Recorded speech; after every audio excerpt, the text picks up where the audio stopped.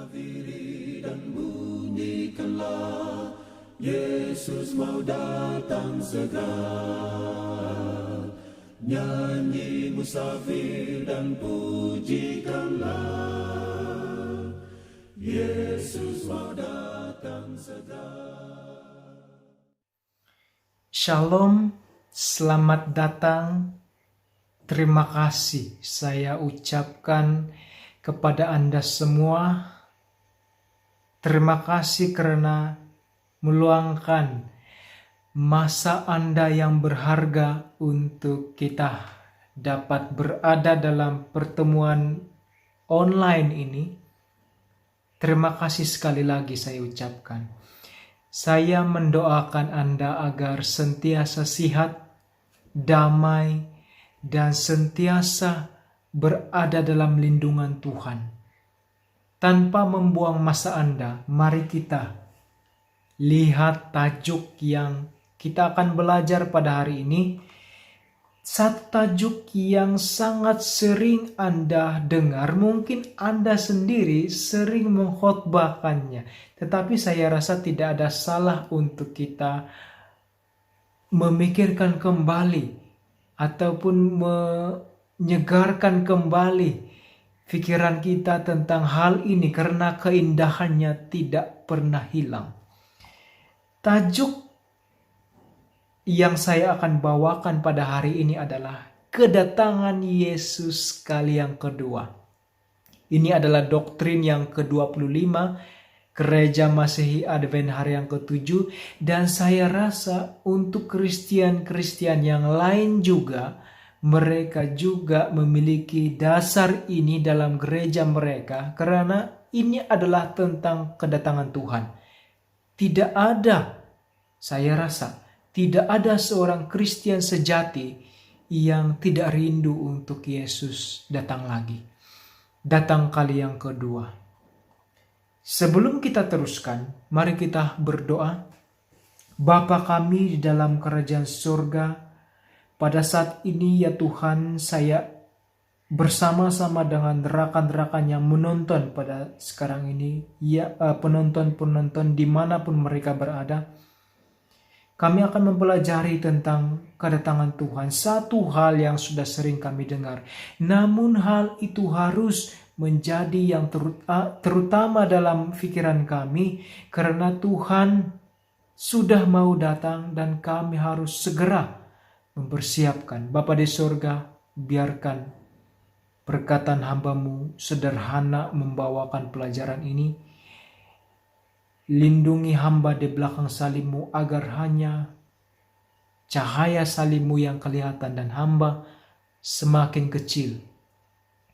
Bapa di surga, hamba berdoa dalam satu nama yang kami kenal, namanya Yesus Kristus.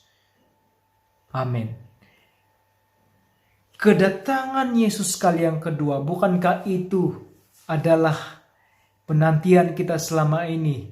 Demikian juga orang-orang, tokoh-tokoh di dalam Alkitab menanti-nanti Yesus kembali.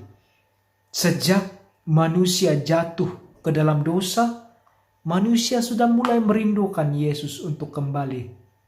Adam dan Hawa, saya percaya, hari pertama mereka diusir keluar daripada Taman Eden, mereka pasti merindukan hari kemarin mereka di Taman Eden, karena berada dalam satu keadaan yang dosa tidak sama dengan keadaan sempurna, hasil daripada ciptaan murni Tuhan itu. Namun karena dosa, maka segala-galanya berubah, segala keindahan itu terbatas dan manusia merindukan. Sampai sekarang ini kita lihat saja 6.000 tahun lebih kurang sejak manusia pertama kali jatuh, kita lihat saja dunia yang kita ada sekarang ini. Wabak ada di mana-mana, kematian, peperangan, dan jenayah-jenayah yang luar biasa terjadi. Maka pengharapan bahwa Yesus akan kembali itu seharusnya menjadi satu yang membahagiakan. Itu yang dirasakan oleh orang-orang pada zaman-zaman awal, ya, selepas zaman awal selepas Kristus. Orang-orang bertaubat yang pertama itu, zaman rasul-rasul, mereka mengatakan bahwa hakikat kedatangan Yesus kali yang kedua itu adalah pengharapan yang penuh bahagia. Titus 2 ayat 13 dan disamakan dengan Ibrani 9 ayat 28. Di sana kita melihat bagaimana mereka menyatakan pengharapan mereka itu. Saudara dan saudari, pengharapan ataupun keyakinan kita bahwa Yesus akan datang dengan tepat, benar, dan amin itu adalah melalui kita meyakini Alkitab ini, saudara dan saudari. Tidak ada buku yang lebih menerangkan tentang pengharapan agung ini selain daripada Alkitab yang Anda pegang dan yang saya pegang saat ini. Kita harus untuk selalu membaca, selalu meminta Roh Kudus agar memberikan pikiran yang terdalam, yang khusus, yang seharusnya tentang kedatangan Tuhan ini, agar kita tidak hilang fokus dan mulai untuk mengharapkan dunia. Dunia ini tidak ada yang kita boleh andalkan dan simpan harapan, dan karena dunia ini tidak peduli tentang masa depan kita, tetapi Tuhan peduli. Dan Dia akan kembali dan Dia akan menyelesaikan semua masalah-masalah di dunia ini dan menghentikan persoalan-persoalan yang kita hadapi di dalam dunia yang sudah berdosa ini. Saudara dan saudari, ini adalah hakikat dan fakta Alkitab. Ada beberapa ciri yang harus kita perhatikan tentang kedatangan Tuhan itu, yaitu Yesus datang kali yang kedua itu bukan secara pribadi. Dia tidak seperti sesetengah orang mengatakan bahwa Yesus akan datang secara sembunyi-sembunyi untuk kedatangan kali yang kedua dan menyampaikan pesan-pesan tertentu secara diam-diam. Kedatangan Yesus kali yang kedua dikatakan dalam Wahyu 1 ayat 7 dan Matius 24 ayat 30. Lihatlah, Ia datang dengan awan-awan dan setiap mata akan melihat Dia. Wah, ini dua ayat ini menyangkal pemahaman yang harus diperbetulkan bahwa Yesus datang secara sembunyi-sembunyi. Ya, jika ada yang seperti itu, kita harus hati-hati. Mungkin itu bukan Yesus, ya. Dan mungkin pesan-pesan yang disampaikan adalah pesan-pesan yang membahayakan iman kita, membahayakan kedudukan kerohanian kita. Saudara dan saudari, Tuhan akan datang dan setiap mata akan melihat. Bahkan orang-orang yang buta sekalipun akan celik pada saat itu dan akan mengerti, akan faham bahwa Yesus yang ada di langit yang mereka lihat pada saat itu. Tidak ada hal yang tersembunyi untuk kedatangan kali yang kedua. Dan bahkan dalam 1 Tesalonika 4 ayat 16 mengatakan bahwa ada sangkakala yang akan dibunyikan. Maka semua orang akan menjadi alert, menjadi diamarkan, terkejut dan melihat, akan sadar bahwa Yesus sudah ada di langit. Ciri yang kedua adalah, ini adalah penting untuk kita perhatikan, bahwa Yesus datang secara tiba-tiba. Ini yang menjadi ketakutan jika seseorang itu tidak bersedia, karena Tuhan datang meskipun secara gilang gemilang, namun secara tidak diketahui. Bayangkan, kedatangan Yesus kali yang kedua itu adalah besar-besaran, namun tidak diketahui bila jam, bila waktunya. Tiba-tiba muncul di langit. Bagaimana keadaan orang yang tidak bersedia pada waktu itu? Bukankah ini merupakan satu penglihatan yang menyakitkan, yang menggerunkan mereka?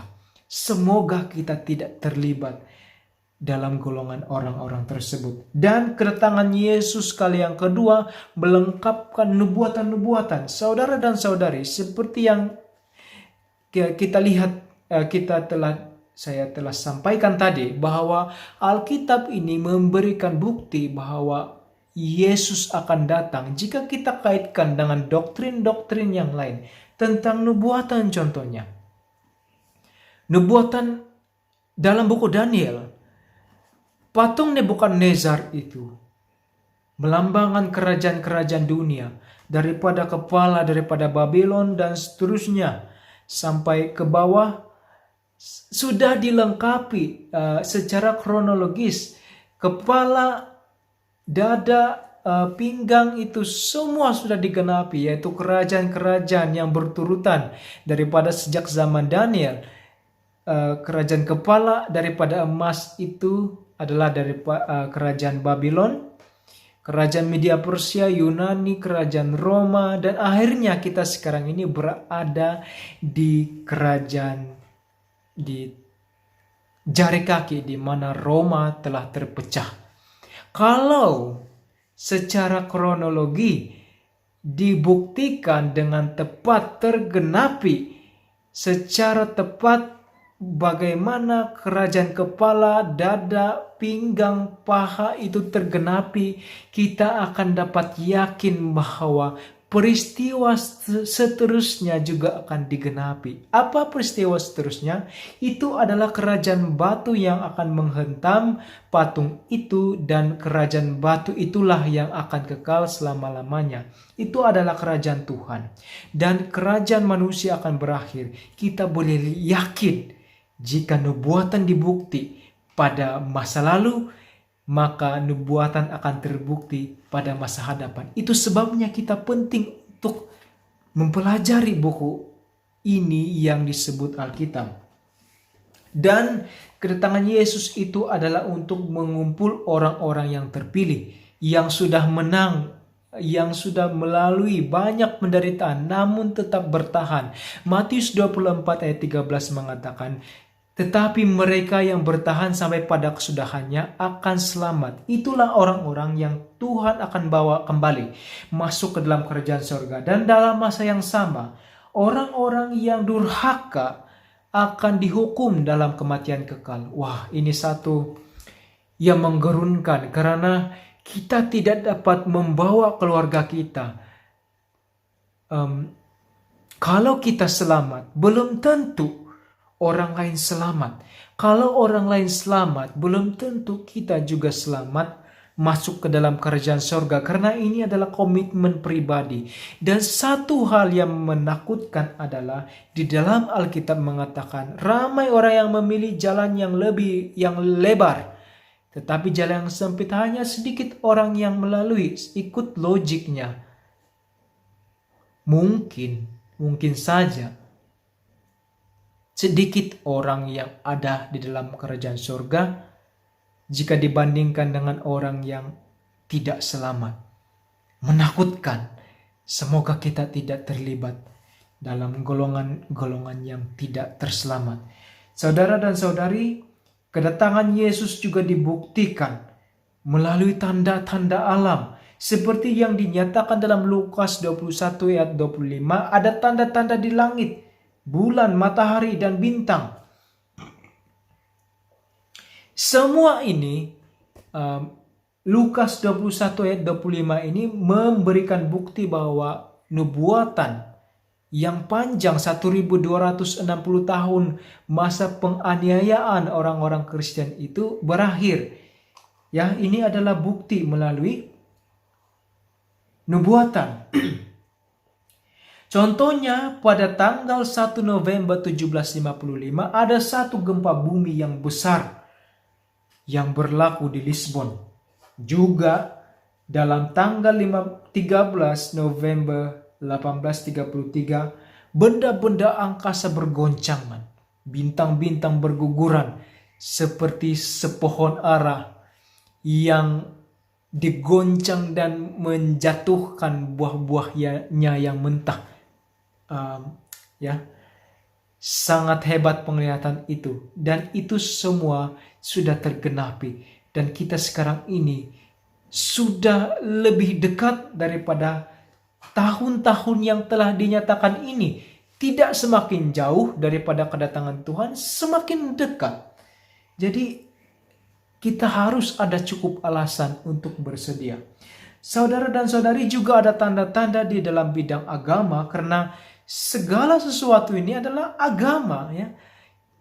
Meskipun manusia coba untuk melarikan diri daripada hakikat agama, ya, juga ada mereka yang seperti contoh ateis, mereka ataupun ada orang yang Kristen namun tidak mau memiliki pikiran yang berfokus kepada Tuhan, namun dalam mau tidak mau, sadar tidak sadar, manusia terikat dengan hal-hal rohani.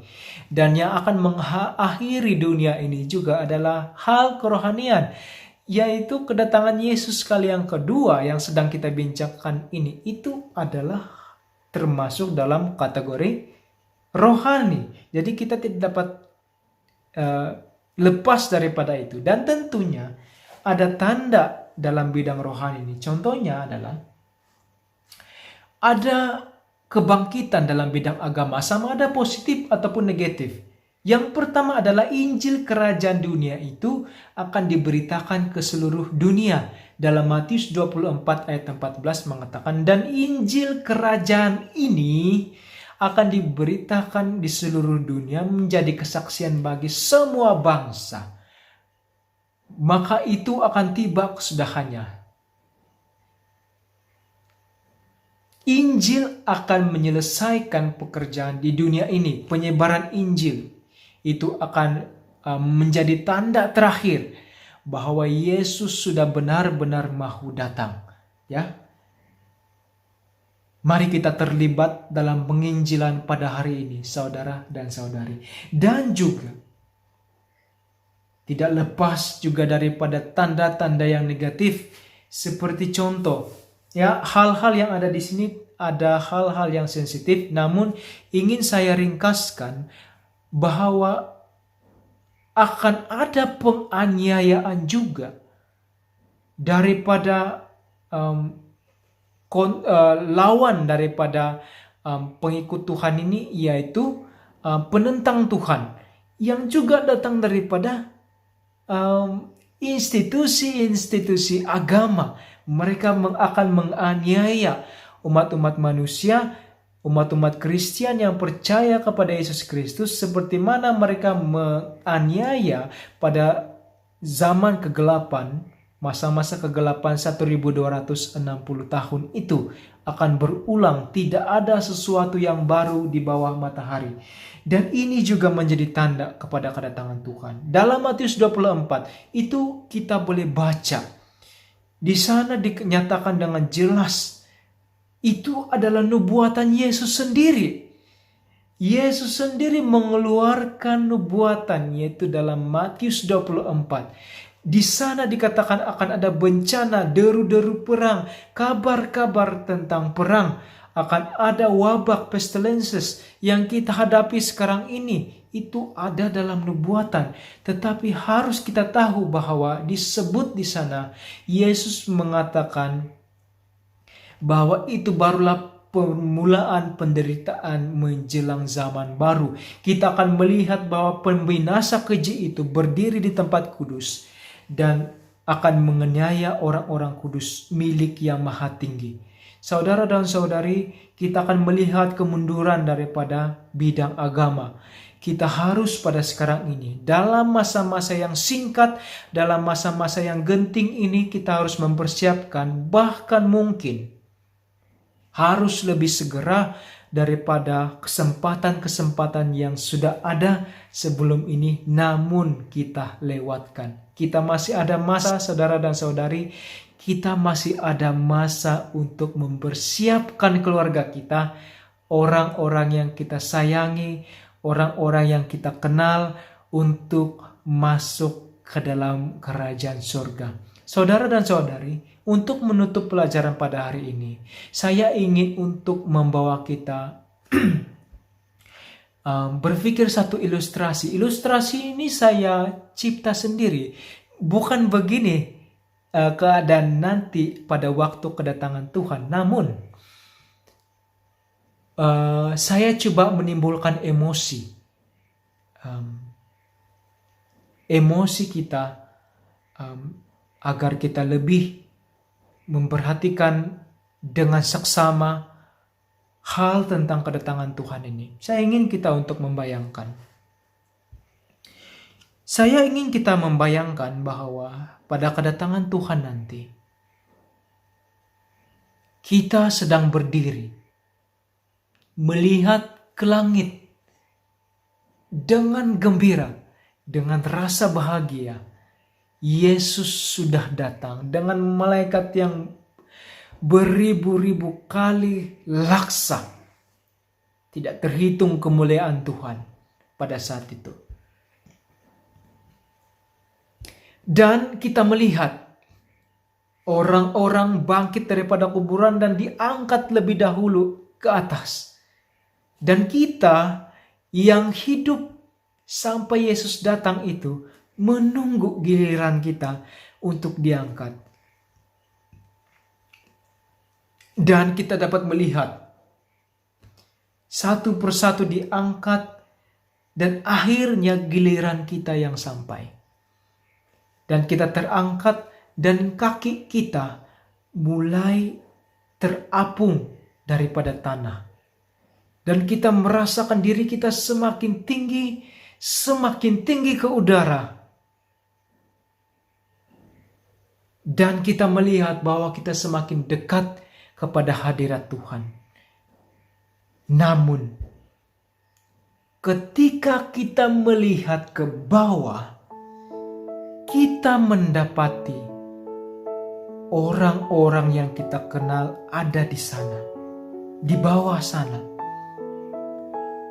Rakan-rakan kita, saudara mara kita, jiran-jiran kita, bahkan mungkin ibu bapak kita, istri kita, suami, anak-anak ada di sana. Dan mereka menunjuk kepada kita dan mereka katakan, "Kau tidak pernah bagi tahu kami selama ini bahwa ada surga yang kami boleh miliki. Ada surga yang kami dapat tinggal dan hidup kekal di sana, seperti yang sedang kau mau dapat sekarang ini. Kau tidak pernah bagi tahu kami." Dan pada saat itu betapa besar penyesalan kita. Saudara dan saudari, saat ini Tuhan masih belum datang.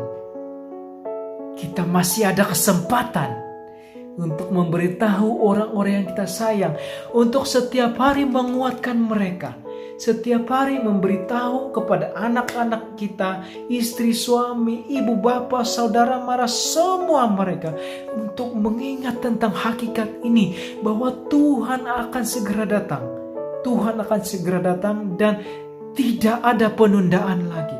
Saudara dan saudari, mari kita menyempatkan diri. Mari kita menyempatkan mereka, termasuk musuh-musuh kita, untuk masuk ke dalam kerajaan surga. Sebab Tuhan sudah mati untuk kita semua. Tuhan memberkati. Saudara, mari kita berdoa. Bapa di surga, terima kasih Tuhan, berkat Tuhan sepanjang waktu. Terima kasih ya Tuhan, karena melalui pelajaran yang tidak sempurna disampaikan oleh saya ini, telah kami belajar bahwa Tuhan pasti akan datang. Meskipun kami kadang-kadang lupa, kadang-kadang kami tidak berminat tentang hal ini, namun hakikat itu tidak pernah berubah. Tuhan tidak pernah mengubah janji. Tuhan akan datang mengikut jadwal yang tidak pernah kami ketahui. Tidak pernah seorang pun mengetahui catatanmu ya Tuhan. Bapa di surga, kami mau bersedia. Ampuni dosa pelanggaran kami ya Tuhan, dan bantu kami untuk meninggalkan segala macam jenis dosa. Dosa-dosa yang kami sayangi. Juga biarkan kami dapat menguatkan orang-orang yang kami sayang dan kami cintai ya Tuhan. Agar kami tidak ada penyesalan sedikit pun ketika Tuhan datang kali yang kedua. Karena kami sudah melakukan sebaiknya. Dan Tuhan dan Roh Kudus yang akan menyempurnakan kerja kami. Bapa di surga, terima kasih hakikat ini ya Tuhan. Saya berdoa kepada para penonton yang menonton pada sekarang ini, agar sentiasa terjaga di bawah lindungan Tuhan. Dijaga dari segi kesehatan ekonomi, dari segi kerohanian terutama. Agar kami dapat bersedia ya Tuhan, masa semakin suntuk akan segera berakhir. Pintu surga sudah terbuka luas ya Tuhan. Tetapi terlebih dahulu pintu kasihan akan tertutup bagi kami. Bapa di surga, kami berdoa untuk persediaan pada saat ini. Curahkan roh hujan akhir dan meteraikan kami dan Roh Kudus-Mu ya Tuhan. Dalam nama Tuhan Yesus, kami berdoa. Nama-Mu yang terutama, Yesus Kristus. Amin. Terima kasih saudara dan saudari. Semoga kita dapat bertemu lagi dalam kesempatan dan peluang yang kita tidak tahu bila, namun biarlah Tuhan yang mendatangkan peluang itu. Tuhan memberkati.